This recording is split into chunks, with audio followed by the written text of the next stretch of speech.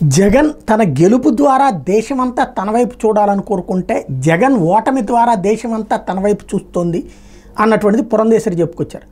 జగన్ తాను ఏదైతే వాలంటీర్ వ్యవస్థ అట్లాగే సచివాలయ వ్యవస్థ ఇట్లాంటి వ్యవస్థల ద్వారా తీసుకొచ్చినటువంటి సంస్కరణల యొక్క ఫలితాన్ని రాష్ట్రం అనుభవించింది కాబట్టి దేశమంతా అటుకు చూస్తుంది. అట్లాగే పోల్ మేనేజ్మెంట్ ఈ విషయంలో దేశమంతా తనని చూస్తుందని భావించారు, తన వైపు చూడాలని భావించారు. ఘన విజయంతో ప్రజలు ఆదరిస్తారని భావిస్తే అది కాస్త రివర్స్ అయినటువంటి వాళ్ళు, అంటే తను దేశంలో కేస్ స్టడీ కావాలి, వరల్డ్ వైడ్ కేస్ స్టడీ కావాలని ఆశించాడు జగన్మోహన్ రెడ్డి.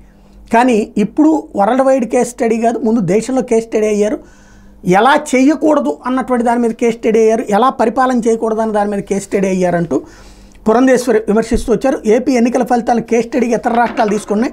టీడీపీ, జనసేన, బీజేపీ భావస్వరూప్యత సమన్వయంతో అద్భుత ఫలితాలు వచ్చినాయి. ఫలితాల ద్వారా ప్రజలు అధికారమే కాదు హెచ్చరిక కూడా ఇచ్చారు.